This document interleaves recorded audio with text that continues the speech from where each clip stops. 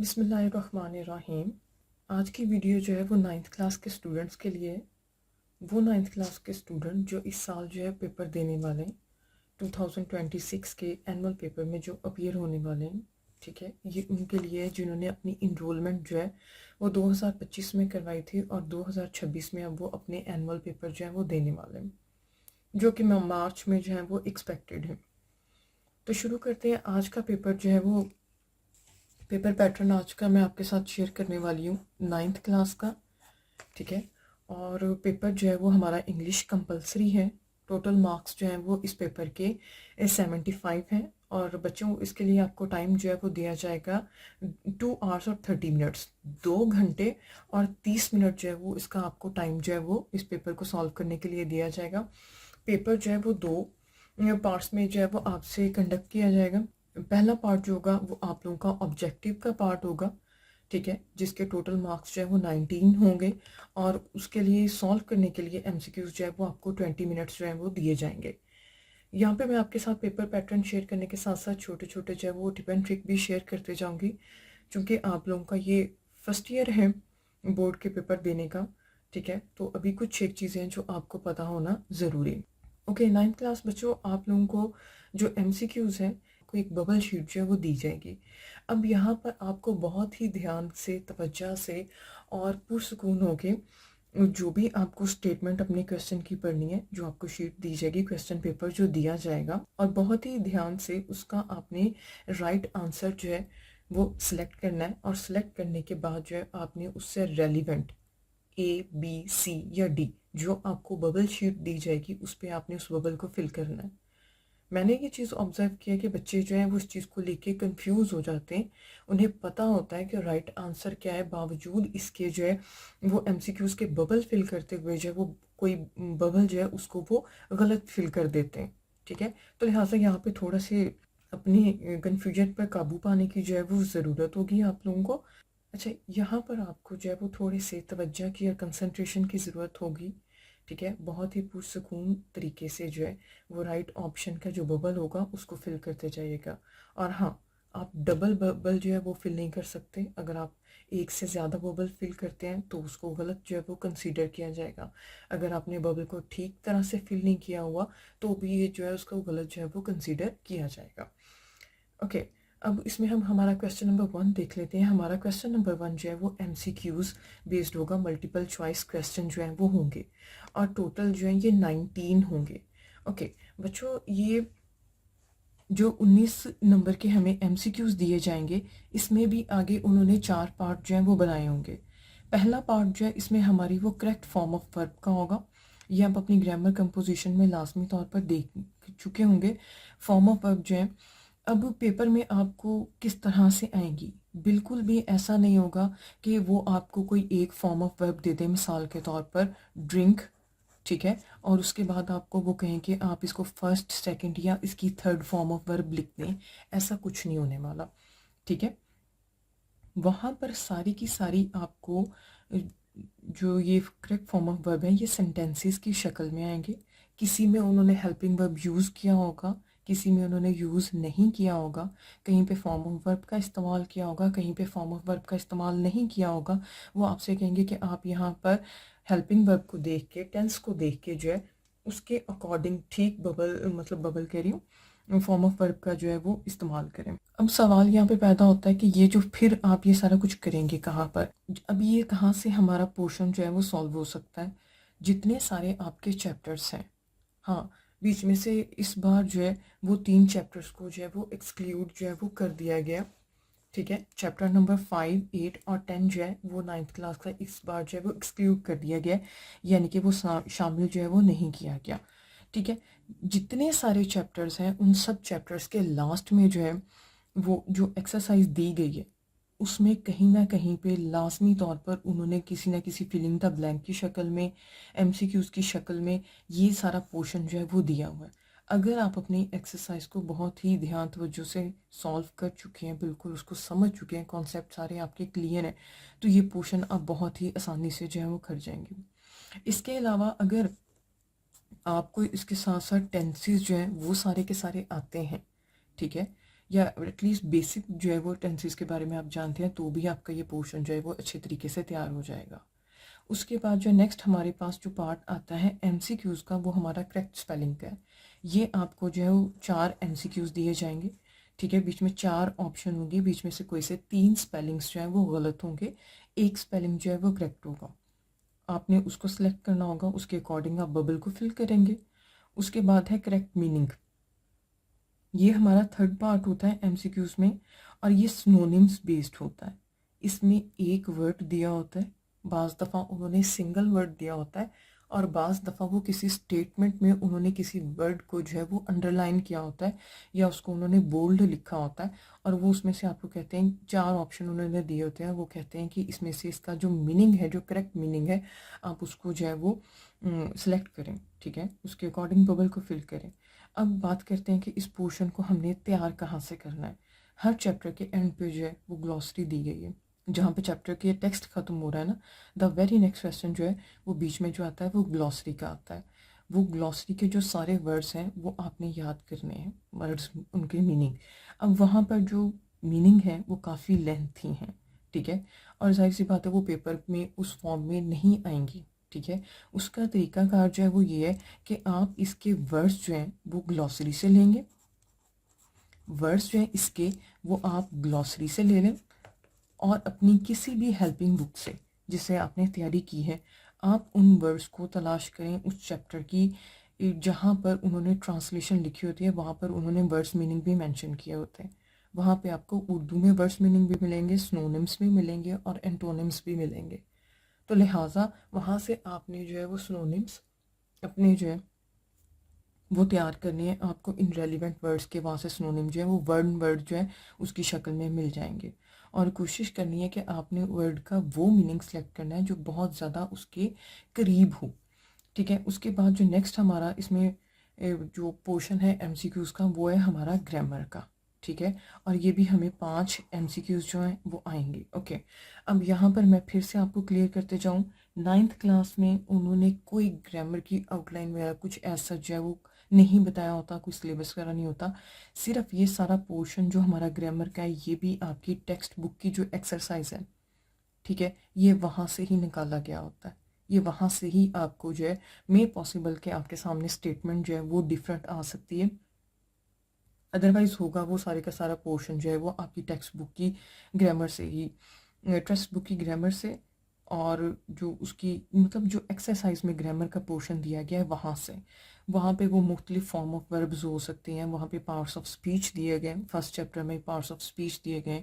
उसके अलावा मुख्तलिफ चैप्टर्स हैं आगे। इस बार तो काफ़ी जो 9th क्लास की बुक है उसकी एक्सरसाइज में भी उन्होंने बेतहाशा ग्रामर की जो है वो चीज़ें ऐड की हुई हैं, कंडीशनल सेंटेंसेस बीच में उन्होंने हमारे ऐड किए हुए हैं, ठीक है। तो ये सारा पोर्शन भी हमारा वहीं से आएगा। वो कुछ भी आपसे पूछ सकते हैं, जिस तरह से अभी हमने ऊपर डिस्कस किया था फॉर्म ऑफ वर्ब का, ठीक है। सिंस फॉर का इस्तेमाल आ सकता है, मॉडल वर्ब्स जो है वो आ सकते हैं, कंडीशनल सेंटेंसेस जो है वो कोई बना के जो है वो पूछे जा सकते हैं, ठीक है। ये सारे का सारा जो है हमारा ये आपकी एक्सरसाइज में से ही आएगा, ठीक हो गया।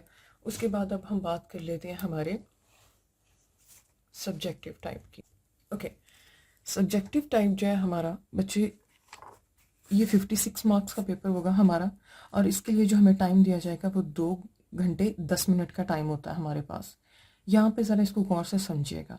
इसमें जो सबसे पहला हमारा क्वेश्चन आएगा वो हमारा क्वेश्चन नंबर 2 होगा, क्योंकि क्वेश्चन नंबर 1 जो है वो हम ऑलरेडी MCQs की शक्ल में जो है वो सॉल्व कर चुके होंगे, ओके। क्वेश्चन नंबर 2 आएगा हमारा आंसर दिस क्वेश्चन, और इस पार्ट में भी आगे उन्होंने हमें जो है वो 2 हिस्से बना के दिए हुए हैं, यानी कि जो हमसे क्वेश्चन आंसर पूछे जाएंगे वो 2 पार्ट्स में पूछे जाएंगे।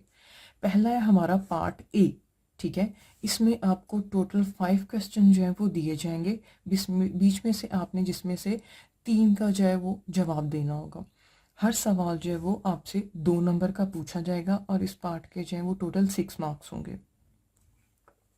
उसके बाद जो है पार्ट बी आ जाता है, और ये भी हमारा क्वेश्चन आंसर से ही रिलेटेड है, और यहाँ पर वो 2 सवाल आपको देंगे, 2 सवाल आपको दिए जाएंगे, और बीच में से कोई सा 2 में से कोई सा एक क्वेश्चन जो है वो आपने अटैम्प्ट जो है वो करना होगा।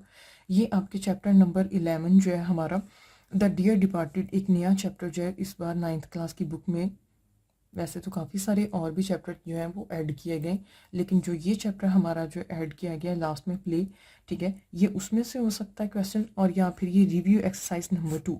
अच्छा, मैं यहाँ पर एक ज़रूरी चीज़ जो है वो आप लोगों के साथ शेयर करते जाऊँ। आपकी बुक में जितनी भी रिव्यू एक्सरसाइज दी गई है ना, वैसे तो 2 ही हैं, आपने उसको स्किप नहीं करना है। उसमें दिए गए एमसीक्यूज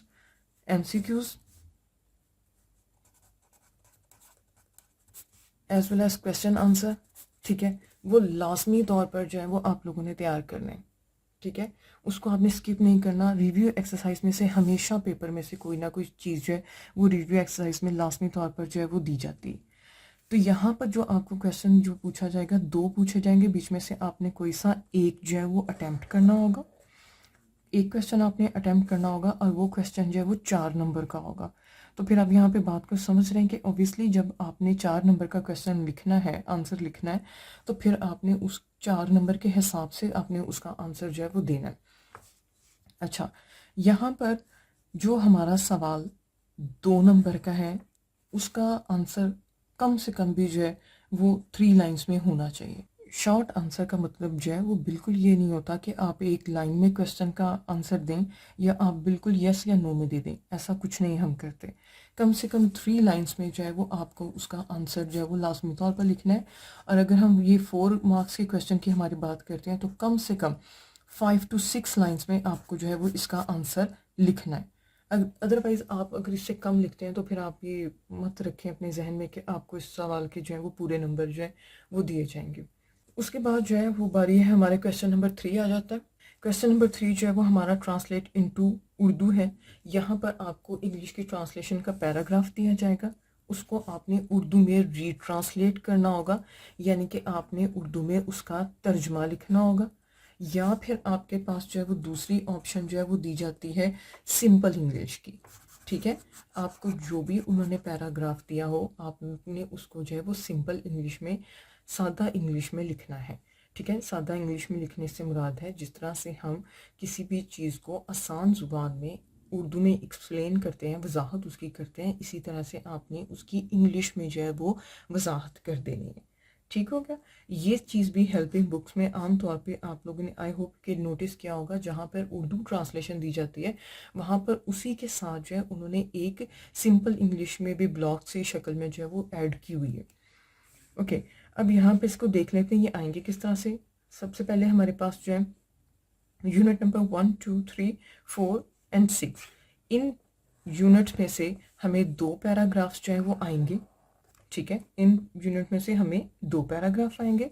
यूनिट नंबर 7 और जो 9 है इसमें से हमें 1 पैराग्राफ आएगा। अब टोटल हमारे पास जो है वो 3 पैराग्राफ हो जाएंगे। इन 3 पैराग्राफ में से कोई से 2 पैराग्राफ जो है वो आपने उनकी उर्दू ट्रांसलेशन जो है वो लिखनी है। ये अब आप पे डिपेंड करता है कि अब ये 2 ट्रांसलेशन पैराग्राफ लिखने के लिए आप ये अपना ऊपर वाले चैप्टर्स की ट्रांसलेशन तैयार करते हैं या आप ये नीचे वाले की ट्रांसलेशन भी तैयार करते हैं, इट्स अप टू यू।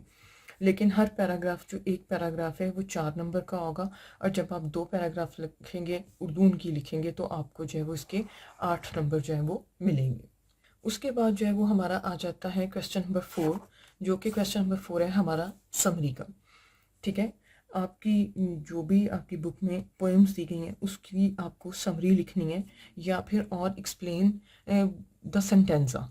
अच्छा, मैं इसको आपको क्लियर करती हूँ, 9th क्लास में चीज़ ज़रा नहीं है। बाज़ बच्चों ने जो है, बल्कि मोस्टली जो है वो स्टूडेंट्स को आम तौर पर समरी जो है वो तैयार करवाई जाती है, 5 नंबर की होती है। ओके, अब ये एक्सप्लेन द सेंटेंसा क्या होता है। जिस तरह से हम उर्दू में शेर की तशरीह करते हैं,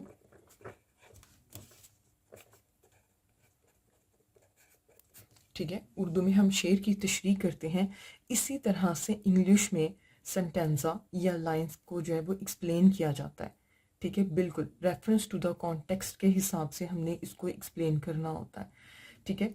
अब रेफरेंस में पोएम का नाम और उसमें पोइट या पोइटेस का नाम हम लिखते हैं, पोएम का नाम हम बताते हैं, सिलेक्ट करते हैं और उसका हम कॉन्टेक्स्ट लिखते हैं और फिर उसको जो है वो हम एक्सप्लेन करते हैं। तो एज़ कम्पेयर टू समरी अगर हम बात करें तो ये समरी की निस्बत जो है ये सेंटेंसा वाला काम ज़रा थोड़ा सा टफ जो है होता है, तो ये समरी जो है ये आमतौर पर बच्चों को तैयार करवाई जाती है। और अगर हम समरी की बात कर लेते हैं कि आया ये 5 नंबर का क्वेश्चन है तो हमें ये कितना लिखना चाहिए, तो कम से कम बच्चों ये आपको 1.5 पेज की समरी जो है वो लाजमी तौर पर लिखनी चाहिए।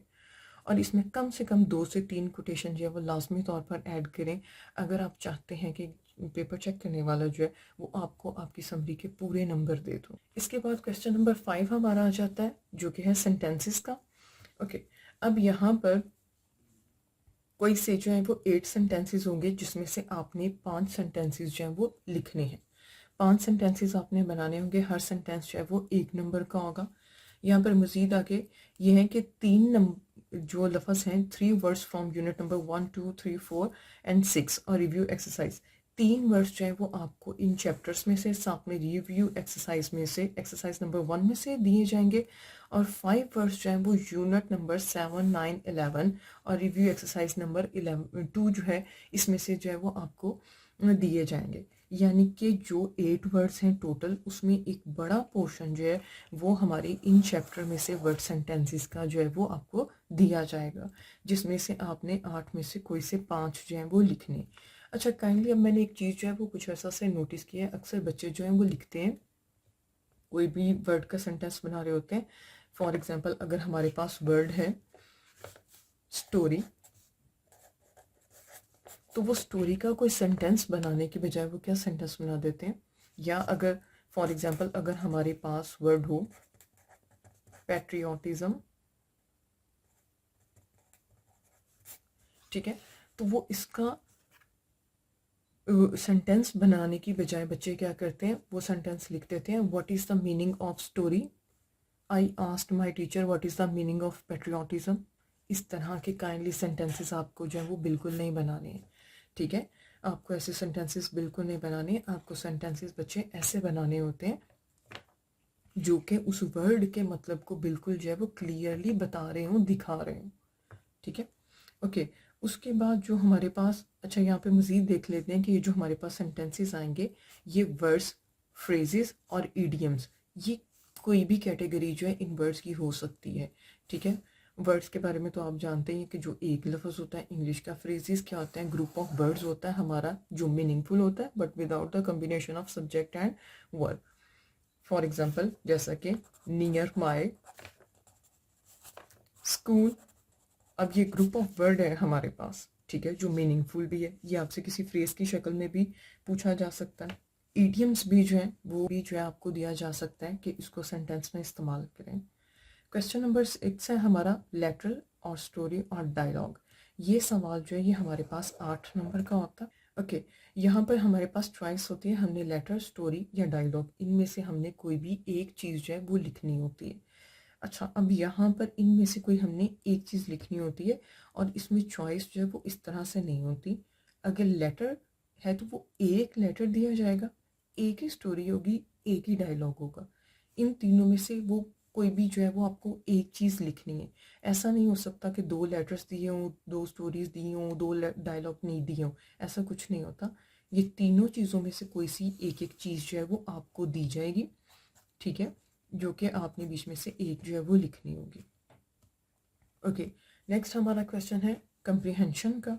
यहाँ पर आपको क्या होगा, ये आपकी इंग्लिश की ग्रामर है 9th क्लास की, ठीक है। उसमें जो है वो आपको अराउंड अबाउट 25 पैराग्राफ्स जो हैं वो दिए गए हैं, ठीक है।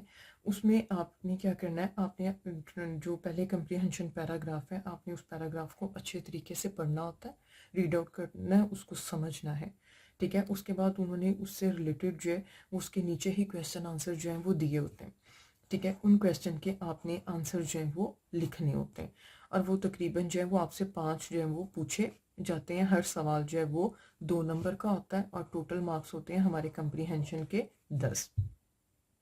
अच्छा, अब मैं यहाँ पे ये चीज़ रेकमेंड करूँगी, मैं 9th क्लास को कभी भी सजेस्ट नहीं करती कि वो बच्चे जो हैं वो कंप्रीहेंशन का जो पैराग्राफ दिया गया है वो उसमें से क्वेश्चन जो है वो ढूंढे, ठीक है। क्योंकि मैंने अक्सर बच्चों को देखा है वो गलती यहाँ पे कर देते हैं कि वो अगर तो कोई रेलिवेंट उनको वर्ड नज़र आ जाए सवाल में जो पूछा गया है, जो पैराग्राफ में दिया गया, वो पूरी की पूरी जो है वो 2-2 3-3 लाइन्स जो है वो कॉपी करके लिख देते हैं वहाँ से, बिना इस चीज़ को देखे कि आया सवाल जो पूछा गया है वो किस टेंस में पूछा गया।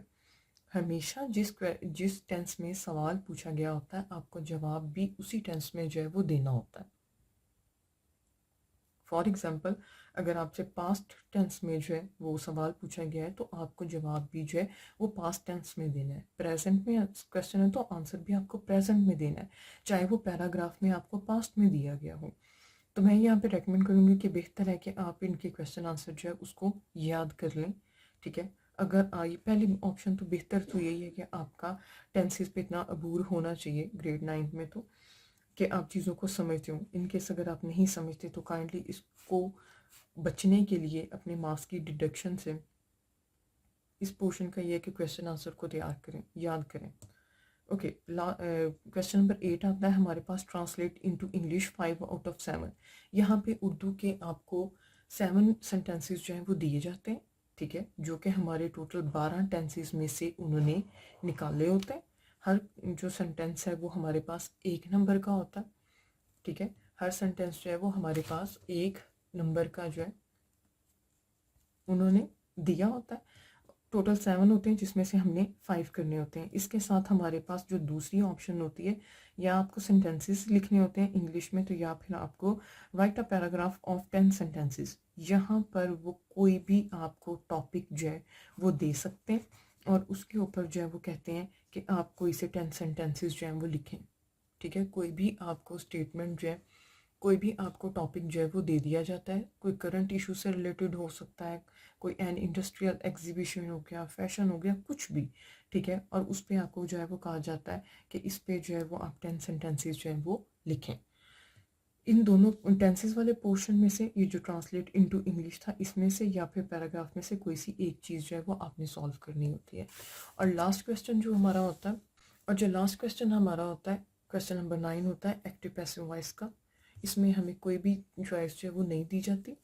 ठीक है, उन्होंने 5 ही हमें एक्टिव वॉइस के या पैसिव वॉइस के, ये मिक्सअप भी हो सकते हैं एक्टिव के दिए हों और वो उसको हमने पैसिव में चेंज करना है। और ये हम यहाँ पे खुद आइडेंटिफाई करेंगे। अगर पैसिव का होगा तो हमने उसको एक्टिव में जो है वो कन्वर्ट कर देना होता है। इसमें हमें कोई भी जो है वो चॉइस नहीं दी गई होती। ठीक है, ये हमने चेंज करके जो है वो वॉइस को चेंज करके जो है वो लिखना होता है। और ये हमारा लास्ट क्वेश्चन था। वीडियो जो है वो काफ़ी लंबी हो चुकी है। आई होप कि ये आप सबको जो है आप सबके लिए हेल्पफुल रहेगी। Thank you so much.